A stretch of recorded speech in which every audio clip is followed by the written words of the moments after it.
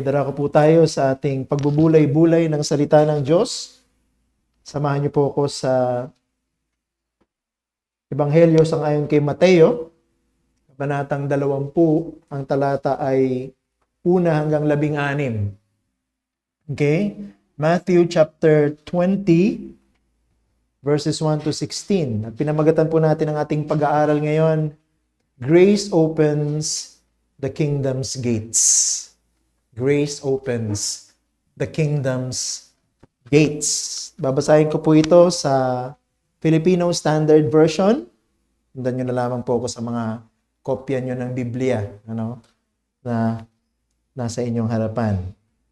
Verse 1. Ang kaharian ng langit ay katulad nito. May isang taong may-ari ng lupain. Isang umaga, maaga siyang lumabas upang kumuha ng maupahang mga manggagawa para sa kanyang ubasan. Pagkatapos silang magkasundo ng mga manggagawa sa halagang 1 denaryo sa isang araw, pinapunta niya ang mga ito sa kanyang ubasan. At paglabas niya ng mag-iikasyam ng umaga, nakakita siya sa pamilihan ng ibang taong nakatayo lamang at walang ginagawa. Sinabi niya sa kanila, "Pumunta rin kayo sa ubasan, at ibibigay ko sa inyo ang anuman ang nararapat." At pumunta nga sila. Sa paglabas niyang muli ng magtatanghaling tapat na, at ng ikatlo ng hapon ay ganoon din ang ginawa niya. At nang malapit na ang ikalima ng hapon, muli siyang lumabas at nakakita ng iba pang nakatayo. Sinabi niya sa kanila, "Bakit maghapon kayong nakatayo rito at walang ginagawa?" "Wala po kasing umuupa sa amin," sagot nila. Sinabi niya sa kanila, "Pumunta rin kayo sa ubasan. Papalubog na ang araw, nang sabihin ng may-ari ng ubasan sa kanyang katiwala, tawagin mo ang mga manggagawa, ibigay mo sa kanila ang sahod nila, buhat sa mga nahuli hanggang sa mga nauna." Nang lumapit ang mga nagsimulang magtrabaho ng mag-iikalima ng hapon, ang bawat isa sa kanila ay tumanggap ng 1 denaryo. At nang lumapit ang mga nauna, akala nila sila'y mas malaki ang kanilang matatanggap, ngunit tumanggap din silang lahat ng tig-1 denaryo. Pagkatapos nilang tanggapin ito, ay nagreklamo sila sa may-ari ng lupain. Sinabi nila, "Silang huling dumating ay 1 oras lamang nagtrabaho, ngunit ang ibinayad mo sa kanila ay pareho lang ng sa amin na maghapong nagtiis ng hirap at matinding init." Ngunit sinabi niya sa isa sa kanila, "Kaibigan, wala akong ginagawang masama sa iyo. Hindi ba't nakipagkasundo ka sa akin sa 1 denaryo? Kunin mo ang nauukol sa iyo at umalis ka na. Napagpasyahan kong ibigay sa huling manggagawa ang katulad ng ibinigay ko sa iyo. Wala ba akong karapatang gawin ang naisin ko sa sarili kong lupain? O minamasama mo ba ang aking kabutihang loob?" Verse 16. Kaya ang mga huli ay mauuna at ang mga una ay mahuhuli. Ito po ang salita ng Diyos. Ipagpalain nawa ito ng Panginoon. Isa sa mga mahusay na author sa Christendom na ngayon ay nasa piling na ng Diyos ay si Jerry Bridges. Kung kayo familiar sa kanya, meron siyang aklat na ang title ay Transforming Grace. At sinabi niya ito sa wikang Filipino, "Ang katotohanang pinakikitunguhan ng Diyos ang kanyang mga anak batay sa kanyang biyaya nang walang pagsasaalang-alang sa kanilang mga karapatan o pagkukulang ay isang kahangahangang konsepto. Ito ay salungat sa halos lahat ng itinuro sa atin tungkol sa buhay. Karaniwan tayong pinalaki at sinanay na maniwala na kung magsisikap tayo at gawin ang ating obligasyon sa buhay, gagantimpalaan tayo ayon sa laki ng ating pinaghirapan. Ang prinsipyong kung mas marami kang ginawa, mas marami kang nararapat na matanggap, ay isa ng pangkaraniwang pananaw sa buhay." Alam niyo po mga kapatid, mga kaibigan, ang kaligtasan ay biyaya lamang ng Diyos mula sa simula hanggang sa katapusan. Hindi po natin pinaghirapan ang pagpapalang ito. Walang sino mang mananampalataya ang pwedeng magsabi na kaya ako naligtas sapagkat pinaghirapan ko ng mabuti ito. Ang totoo po niyan, kahit na po yung mga simpleng blessing na tinatanggap natin mula sa Diyos are manifestations of His grace to us. Anong ibig sabihin? Hindi po tayo deserve. We do not deserve to be blessed by God. But He does bless us not because we have done our best, but because of His own choice. Kung tayo tatanggap ng pagpapala mula sa Diyos, hindi pwedeng ipagmalaki ng isa. Kaya ako tinanggap itong pagpapala na ito dahil magaling ako. O kaya ako tinanggap ang pagpapala na ito dahil pinagsikapan ko ito. Hindi. Kung meron tayong tinatanggap na pagpapala mula sa Diyos, desisyon ng Diyos na ibigay sa iyo yun. Hindi dahil sa meron kang ni-contribute dyan. At ang mensahe po ng Ebanghelyo mula sa pasimula ay malinaw. No man can be accepted by God by his own works. Walang sino mang tao ang tatanggapin ng Diyos sa pamamagitan ng kanyang sariling mga gawa.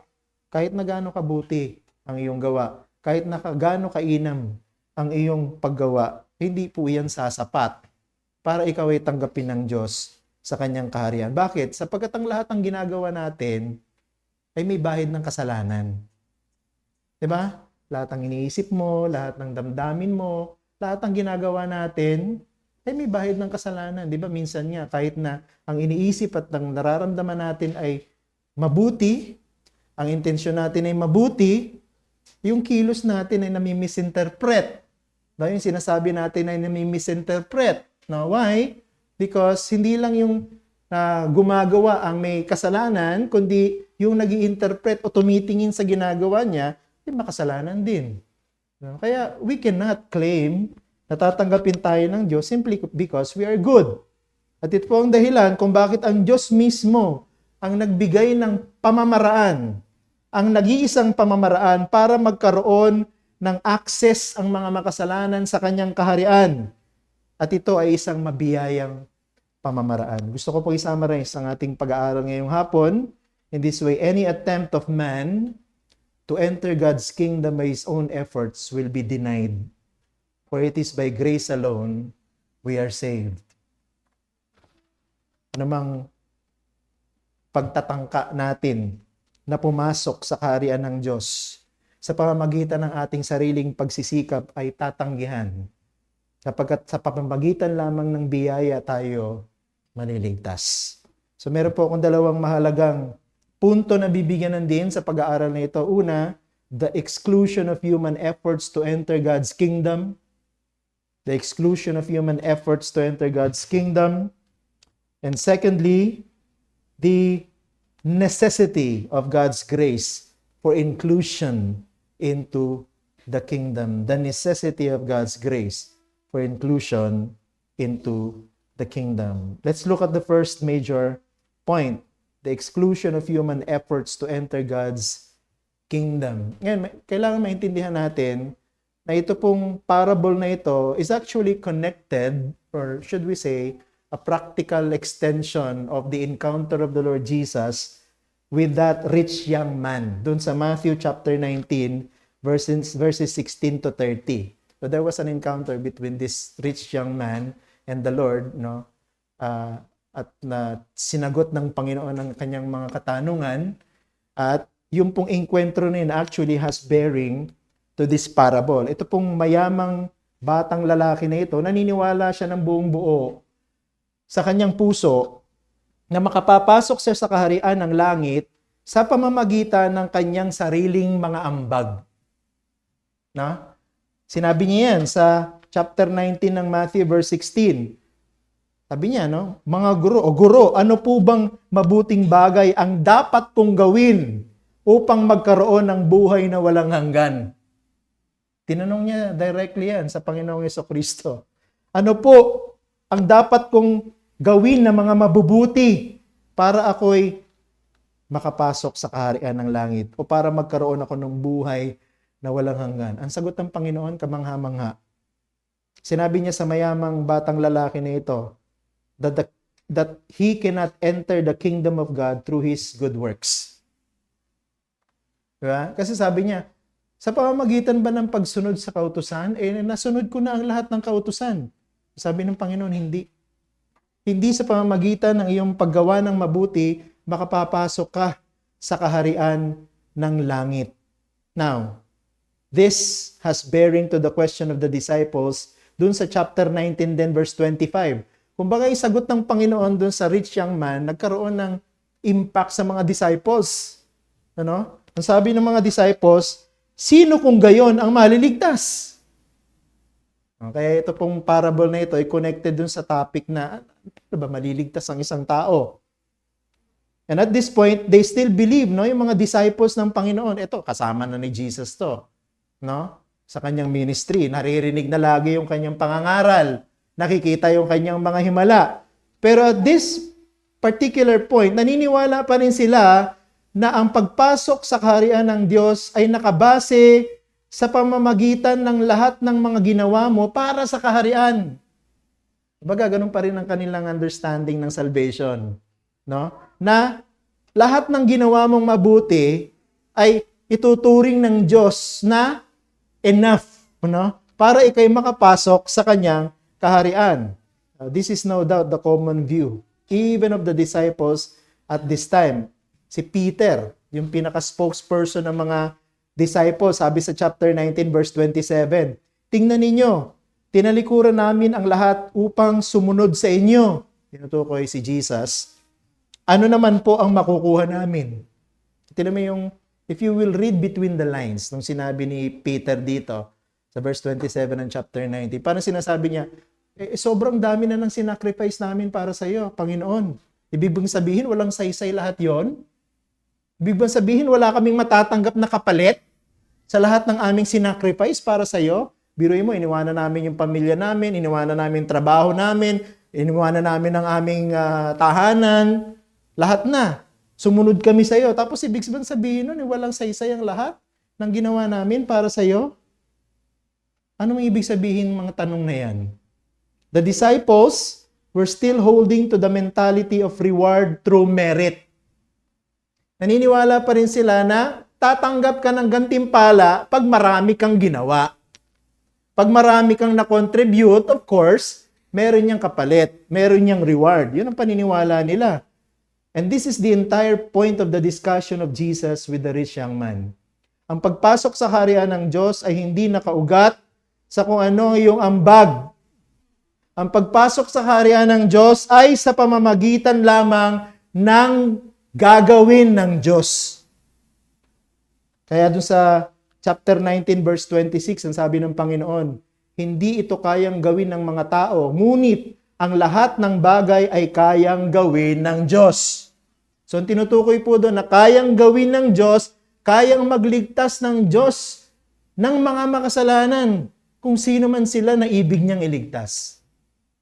Hindi, walang contribution yung ginawa ng tao para siya iligtas ng Diyos. Ang Diyos ang magpapasya.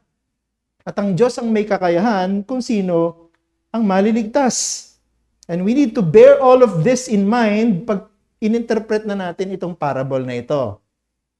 Jesus wants to make a very clear point na ang pagpasok sa kaharian ng Diyos totally excludes anything that man can contribute. Ang pagpasok sa kaharian ng Diyos, walang kinalaman o walang ambag ang anumang ating mabuting gawa. Ito pong eksena sa parable pertains to a situation na familiar sa mga Hudyo. Yung merong may-ari ng ubasan, tapos merong uupahan para magtrabaho doon sa ubasan at babayaran sila pagkatapos ng bawat araw nila. So this is a very familiar situation sa mga Hudyo. But an attempt to give meaning for each part of the parable would be useless kasi yung nag-interpret ng parable, lahat ng details binibigyan ng meaning. I don't want to fall into that kind of trap. Okay? Instead, gusto ko maintindihan natin yung overall intent ng ating Panginoong Jesucristo for sharing this parable. What is the major point of Jesus for sharing this parable to us?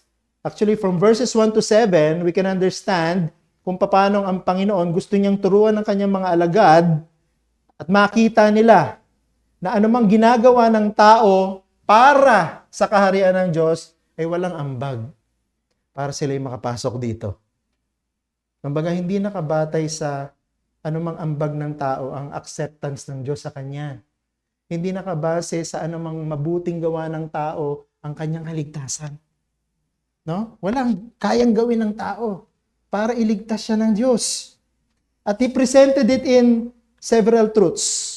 At least three truths dito. Una, it was the owner who went out and looked for workers. Pansinin niyo po yun sa parable. Diba, pangkaraniwan, kung sino yung naghahanap ng trabaho, nag-a-apply. Diba, may resume ka, pupunta ka sa opisina, sa HR, mag-a-apply ka, may interview, and so on and so forth. Pero anong nangyari dito sa parable o talinghaga ng Panginoon? Yung pong may-ari ng ubasan ang lumabas para maghanap ng mauupahan. No? Para magtrabaho sa kanyang ubasan. Kabaligtaran nito ng pangkaraniwan. Diba? And usually, yung mga mayayaman na katulad nito na may mga ubasan na pagmamay-ari, may mga caretakers yan or managers. And usually, yung mga caretakers and managers, sila yung inuutusan niya, o sige, lumabas kayo. Marami tayong aanihing ubas, maghanap kayo ng mga pwede nating bayaran para umani ng mga ubas natin sa ating ubasan. Ganun dapat. Diba? Pero hindi ganun na nangyari dito. Baligtad. Yung mismong may-ari ng ubasan, lumabas siya at siya'y naghanap ng mga pwedeng magtrabaho sa kanyang ubasan. So, anong point ng Panginoon dyan? Since yung may-ari ang lumabas para maghanap ng mga magtatrabaho sa kanya, yan ang Diyos na naghanap ng mga makasalanan para pumasok sa kanyang kaharian. Okay? So, gusto kong pakita sa inyo, wala talagang contribution ang tao, even at this particular point. Ang Diyos mismo ang naghanap kung sino yung papasok sa kanyang kaharian. No?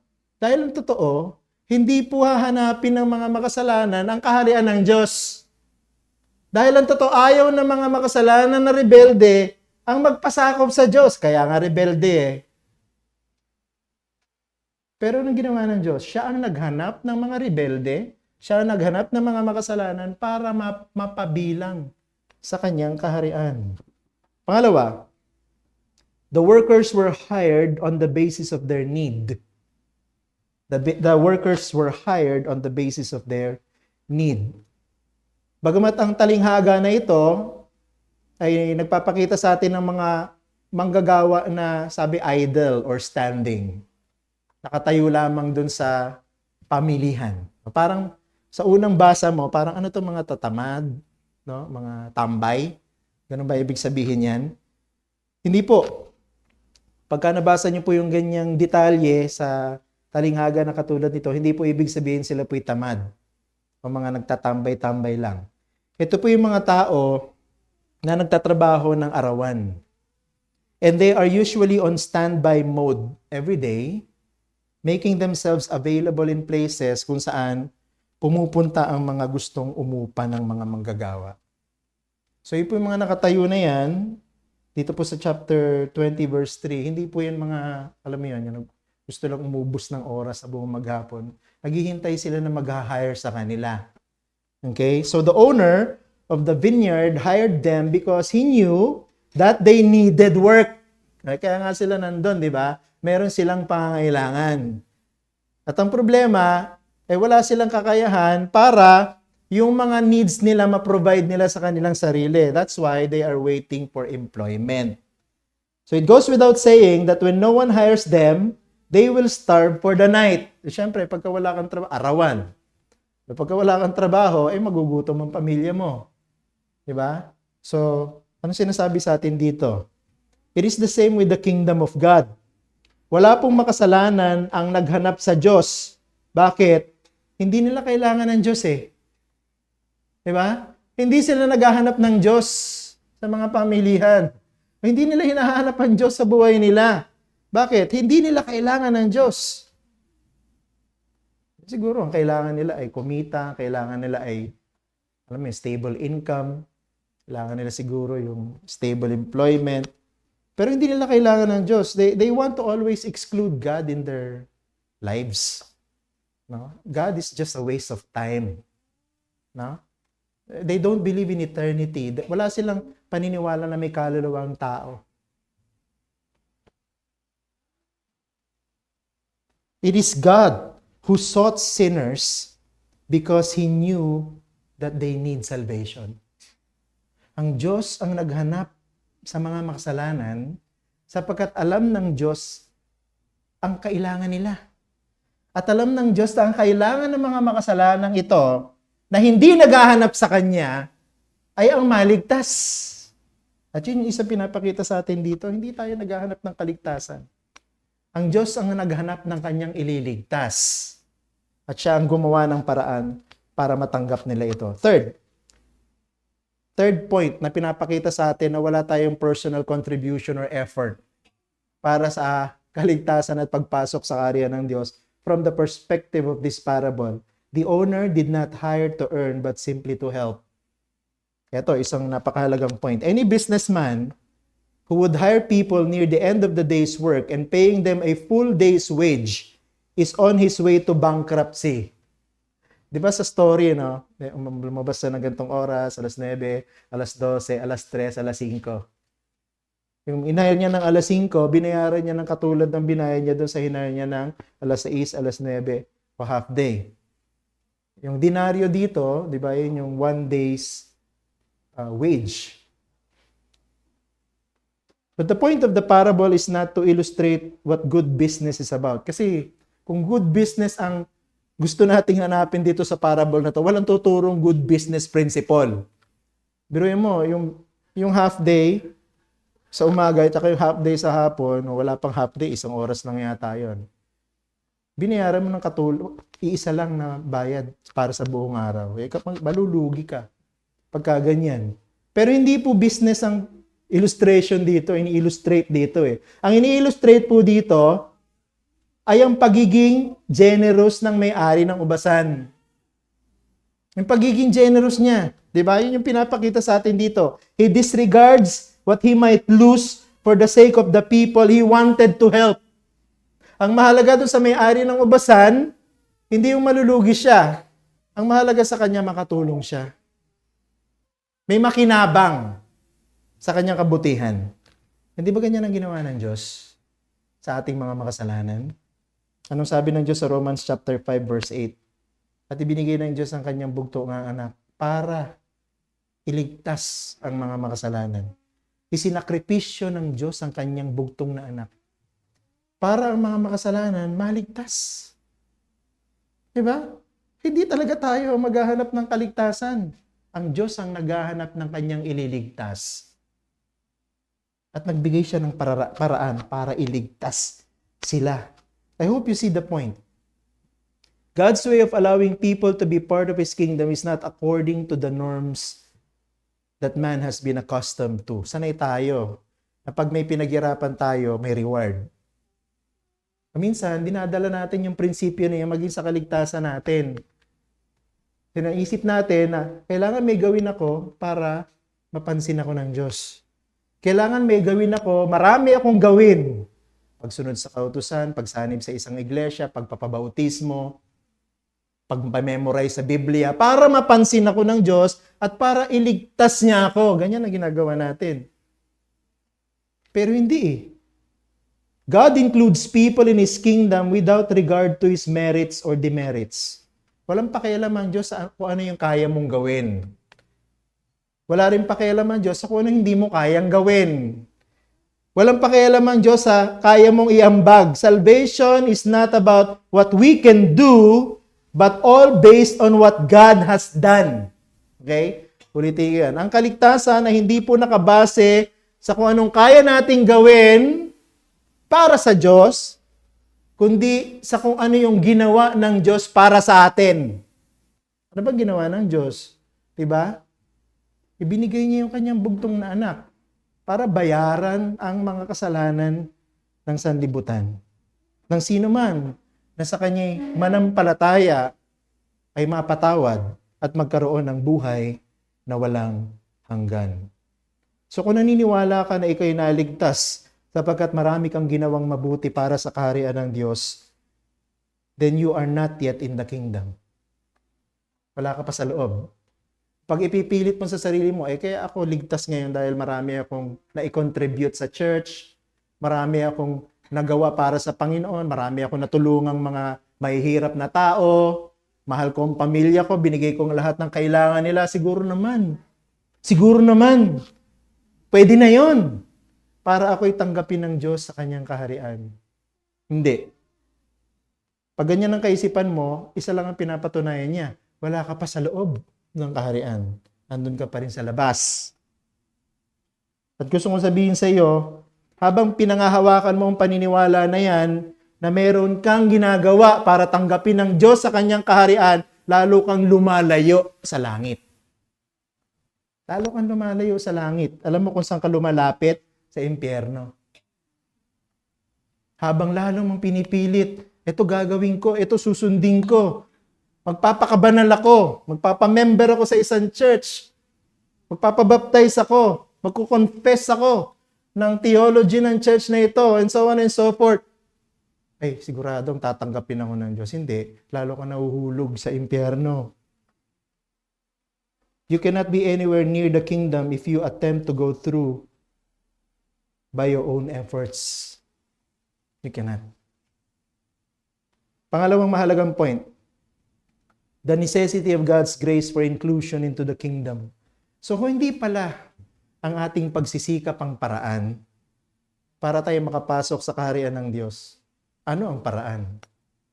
Biyaya ng Diyos. Ang biyaya ng Diyos ang nagbukas ng pintuan ng langit para ang mga makasalanan makapasok. Tingnan yung verse 8. Paglubog o papalubog na ang araw nang sabihin ng may-ari ng ubasan sa kanyang katiwala, tawagin mo ang mga manggagawa at ibigay mo sa kanila ang sahod nila buhat sa mga nahuli hanggang sa mga nauna. Bakit ganun, di ba? A workday begins at, usually, sa panahon na ito, 6 a.m. to 6 p.m. Yung pagsikat ng araw hanggang paglubog ng araw. But the sequence of wage payment, usually starts with the very first until the last. Pangkaraniwan, kung sino yung nauna, yun ang una mong babayaran. Kung sino yung huli, yun ang huli mong babayaran. Pero dito pansinin mo, kung sino yung huli, yun ang unang binayaran. Kung sino yung naunang nagtrabaho, silang huli. I think sinadya ng Panginoon yun sa kanyang talinghaga para bigyan linaw yung bigyan diin yung point na gusto niyang ipaliwanag. It is very interesting, Obviously, the sharp point is aimed at the result of this twist, yung pagbabaliktad nung nauna yung huli at nahuli yung una. So, dalawang bagay gusto ko ipakita sa inyo that explains this twist. Una, personal merits are unnecessary for they lead to pride. I think yun yung gustong unang i-reveal sa atin ng Panginoon sa kanyang parable. Yung, alam mo yun, yung mga nakamit mo sa sarili mo, na-achieve mo sa sarili mo, pangkaraniwan yun yung dahilan kaya tayo nagiging mayabang. At sinasabi ng Panginoon dito, hindi kailangan yun.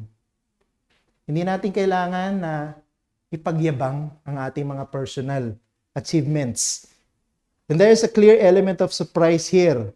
Those who were hired first upon seeing that the owner paying those who came last with a denarius actually expected more. Di ba yung mga nauna, dahil alas 6 pa lang ng umaga nagtatrabaho na sila hanggang alas 6 ng gabi, so inaasahan nila, kumpara dun sa mga nahuli na 1 oras lang nagtrabaho, imagine from 5 to 6. Kung ano yung binigay sa kanila, yun din ang binigay dun sa 6 to 6. Yung mga nag 6 to 6, ine-expect nila, mas matagal kami nagtrabaho, nabilad kami sa init ng araw, natuyuan kami ng pawis, ang dumi na namin ngayon. Dapat mas marami kaming tatanggapin. Nakita mo? Ganyan kasi ang tao mag-isip. Di ba? Sabi sa verse 10, at nang lumapit ang mga nauna, ang akala nila mas malaki ang kanilang matatanggap, ngunit tumanggap din sila ng tig-iisang denaryo.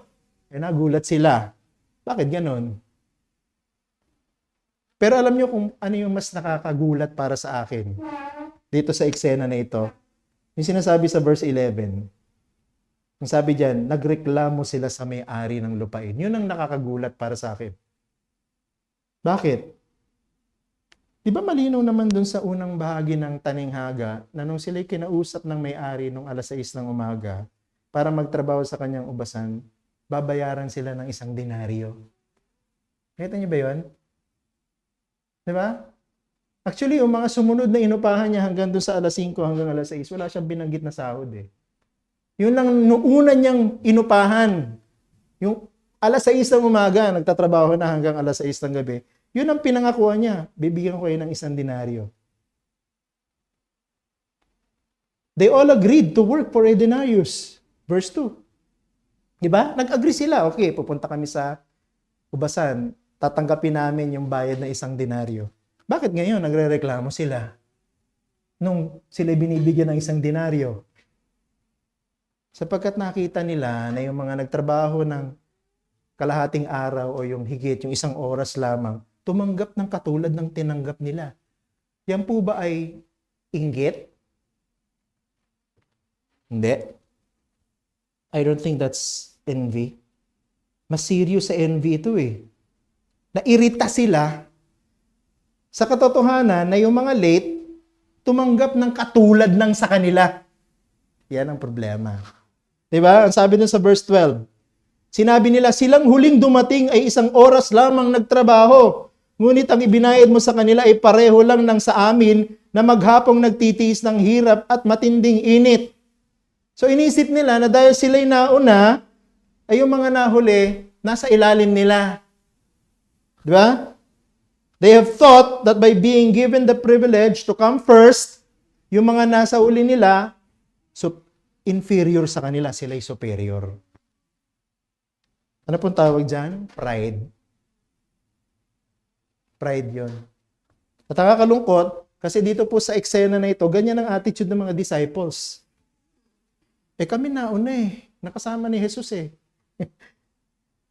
Simula pa lang siya, tinawag nila kami. Kami ay naglingkod kasama niya, kung saan siya pumupunta, nandun siya. Ibig bang sabihin, ang lahat ng sakripisyo na ito ay walang halaga? Kita mo. So, pinatutukuyin ng Panginoon dito, ng mga nagre-reklamo, yung mga disciples. Kasi akala nila, dahil sila'y nauna at mas marami na silang ginawa para sa kaharian ng Diyos, they are special. At automatic na yon na dahil marami silang ginawa para sa kaharian ng Diyos, papasok na sila sa kaharian ng Diyos. Diba? Ulitin ko, sabi ni Pedro, tingnan ninyo, tinalikuran namin ang lahat upang sumunod sa inyo. Ano naman po ang makukuha namin? Nakita mong pride doon? Kaya yung mentalidad ng tatanggap ako ng gantimpala kasi marami akong ginawa.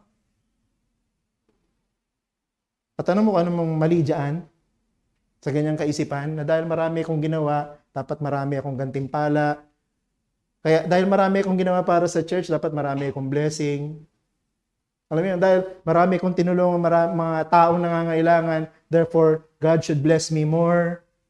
Bigyan ako ng maraming pera, bigyan ako ng magandang trabaho, maayos sa pamilya, magandang bahay, magandang kotse.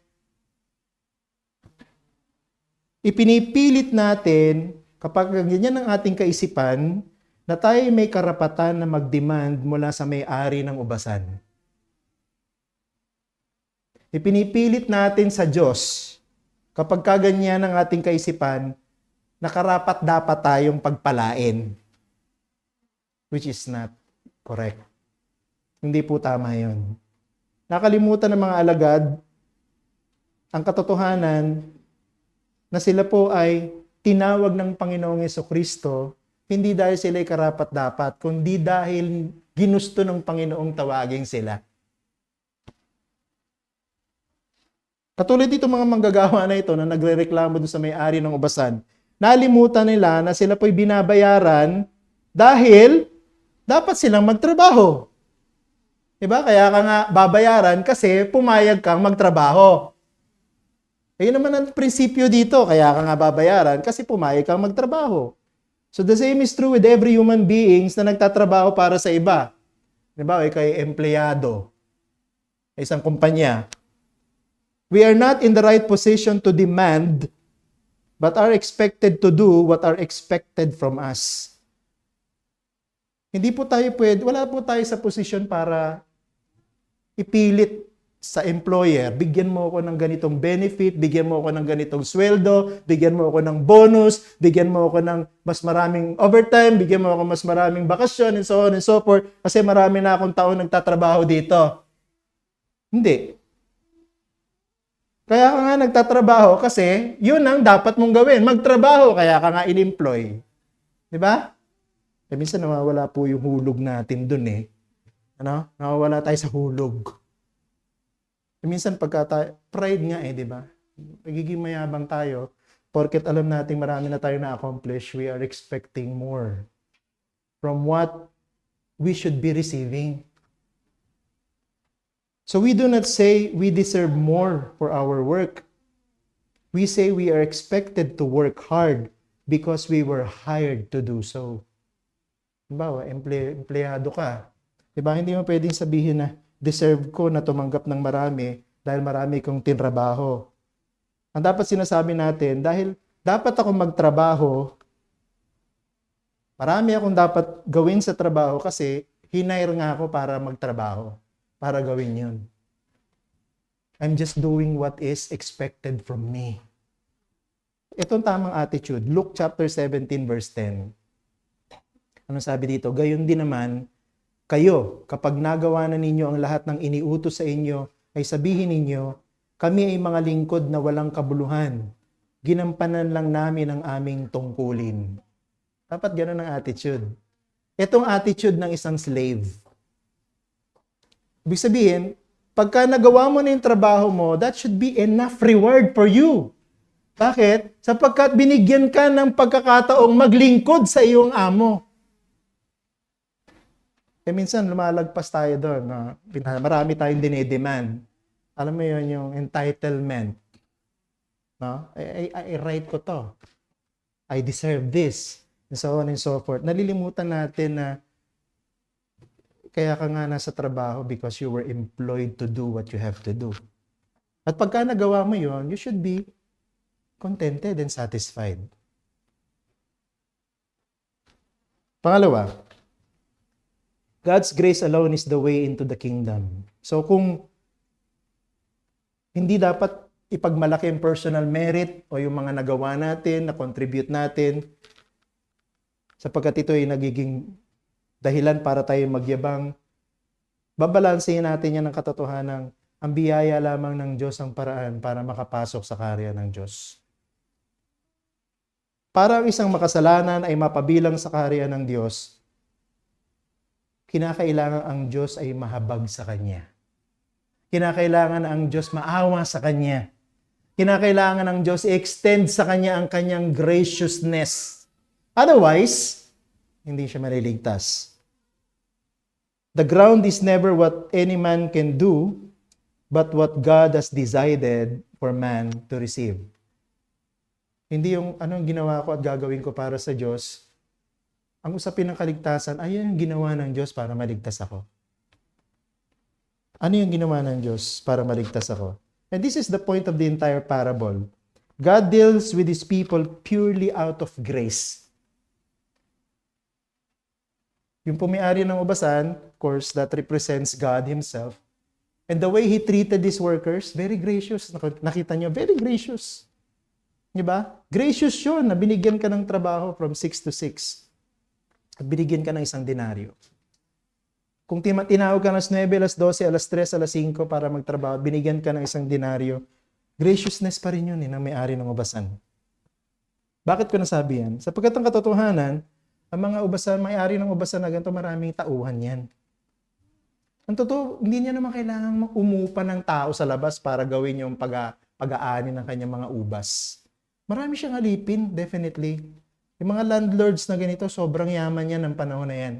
At hindi mauubusan ng mga alipin yan. And usually sa panahon nila, ang mga alipin at ang kanilang mga pamilya, alipin na rin.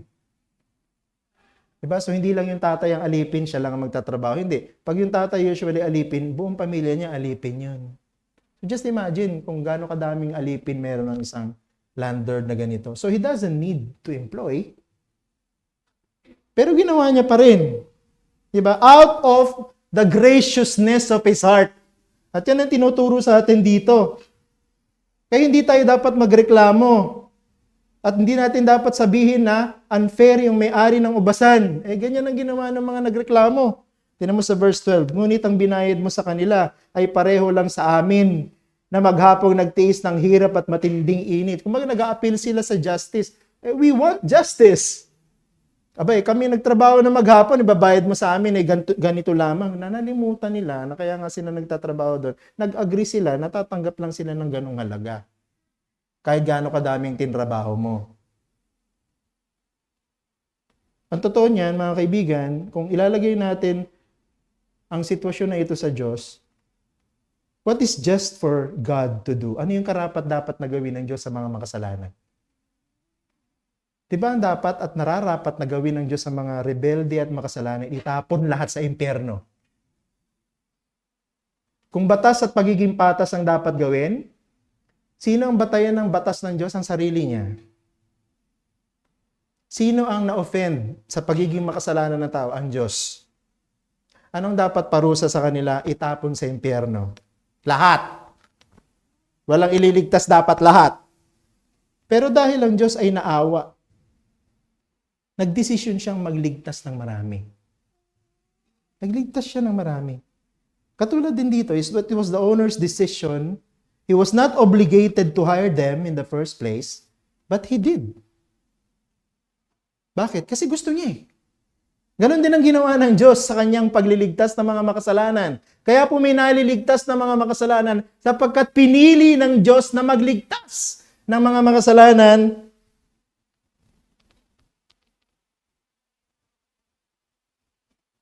Ang may-ari ng ubasan dito, he's not being just. Kasi kung magiging patas, makatarungan, ang may-ari ng ubasan, wala siyang i-hire. Kahit isa. Hindi niya kailangan eh. Diba? Dami na siyang slaves. Hindi niya kailangan. Kaya hindi siya nagiging patas at makatarungan dito. Anong pinapakita sa atin dito? Ang may-ari ng ubasan, nagpakabait. Nagpakita ng kabaitan. He's not showing justice, he's extending kindness. The same principle can be applied to the salvation of sinners. Kung pagiging patas ang gagawin ng Diyos, wala siyang ililigtas. Pero dahil pinili ng Diyos na maging mabait, pinili ng Diyos na maawa, pinili ng Diyos na maging gracious, nagligtas siya ng maraming makasalanan. Out of the kindness of God's heart, He saved many. And there's nothing in man that can make him deserving of this blessing of salvation. Wala. Kung Christian ka ngayon, di mo pwedeng pagmalaki, ako'y worthy, kaya ako na-save. Para kang isa lang doon sa mga inupahan, hindi ka niya kailangan. Pero dahil gusto niyang magpakabait at gusto niyang tumulong, nagligtas siya. Ang tawag po dyan, grace. Biyaya ng Diyos. Grace is God's right to choose what to do with what belongs to Him. Yung sinabi doon sa verse 15. Wala ba akong karapatan na gawin kung ano ang gusto ko sa aking pag-aari? Diba? Grace yun. Yung ibigay niya. Kung ano man yung meron siya. Sa kung sino man yung gusto niyang bigyan. Ang tawag po doon biyaya. Grace is also God's generosity of giving things that no one deserves to own. Biyaya yon ay bigay ng Diyos ang isang bagay na hindi dapat tanggapin ng sinuman. Walang dapat maligtas. Pero binigyan niya ng kaligtasan ng iba. Grace is God's being kind and merciful to His enemies. Pagiging mabait, maawain sa kaaway. Tayo'y kaaway ng Diyos. At dahil sa kanyang biyaya, tayong mga kaaway ng Diyos, inireconcile ng Diyos sa kanyang sarili sa pamamagitan ng pag-aalay ng kanyang sariling anak. Dahil alam ng Diyos na hindi kayang iligtas ang tao ang kanyang sarili, nagpadala siya ng tagapagligtas. At yun ay ating Panginoong Hesukristo. And He did not only save us, binigyan niya tayo ng karapatang maging anak ng Diyos. Kaya kung ikaw ay Kristiyano na ngayon na kinakausap ko, gusto ko ipaalala sa iyo na ikaw po'y bahagi ng kaharian ng Diyos, hindi dahil nagsumikap ka, hindi dahil sa magaling ka, hindi dahil sa special ka, Hindi dahil sa karapat-dapat ka. Ikaw po ay miyembro ng kaharian ng Diyos purely because God has showed you mercy and favor that you do not deserve. So kung ganyan, anong dapat na maging response natin? Gratitude. Di ba? Humility. Di ba? Commitment. Service. Yan yung mga dapat na maging response natin sa Diyos. Di ba? Huwag tayong magbibigay ng dahilan para mapahiya ang pangalan ng Diyos. Ano ibig sabihin? Huwag sana makita ng mga tao na inaangkin nating tayo anak ng Diyos, pero ang ginagawa naman natin ay nakakahiya sa harapan ng Diyos. Huwag naman sana makita tayo ng mga tao na iba yung testimony natin pag tayo nasa church, iba yung testimony natin pag tayo nasa labas ng church. Na we are completely a different person while at church, and we are a completely different person outside the church. Huwag naman. No? Huwag naman. Hindi karapat-dapat ang Diyos na tumanggap ng ganyang klase ng response from us. Dapat bigay natin nga sa Diyos yung best, di ba?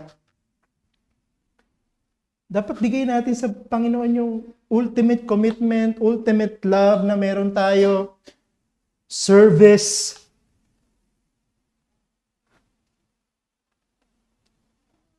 Eh, nakakalungkot kasi minsan, pagdating sa ibang bagay, perfect tayo eh. Di ba?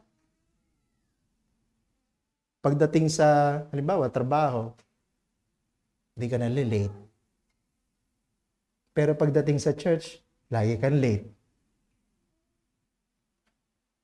Eh, hindi po magandang response yan sa ating Panginoon. Halimbawa, sa school, di ba?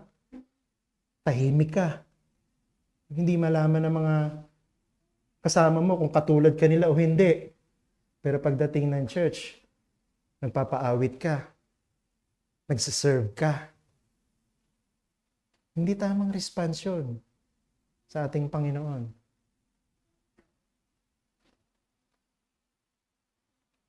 Dapat yung pride natin makrush eh. Every time we reflect on this parable. May you consider others better than yourself.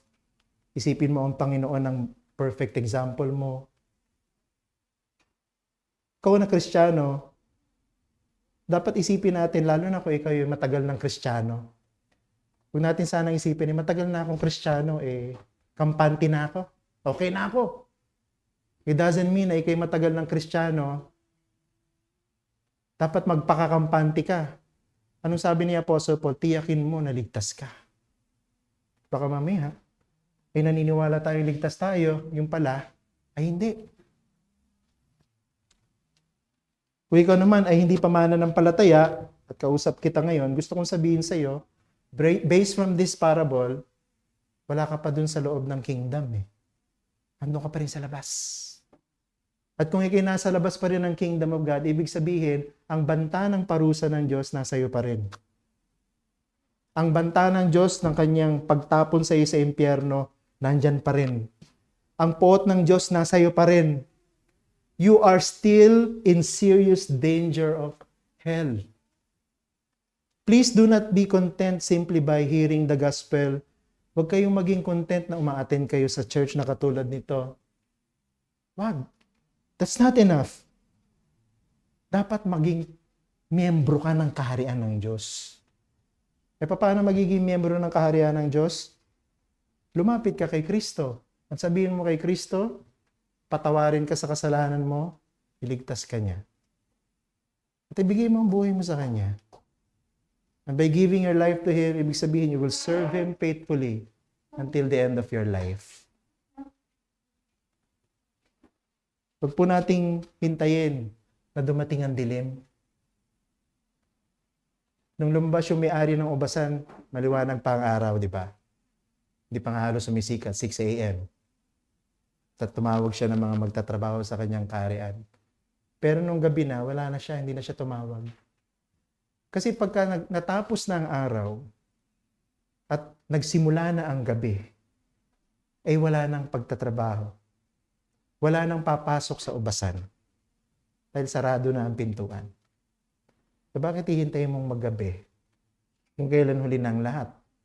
So ngayong araw pa, diba, pumasok na tayo sa loob ng ubasan ng ating Panginoon. Pumasok na tayo sa loob ng kaharian by responding to the call of the gospel. Magsisi ka sa iyong kasalanan. Isuko mo ang iyong buhay sa Panginoon. At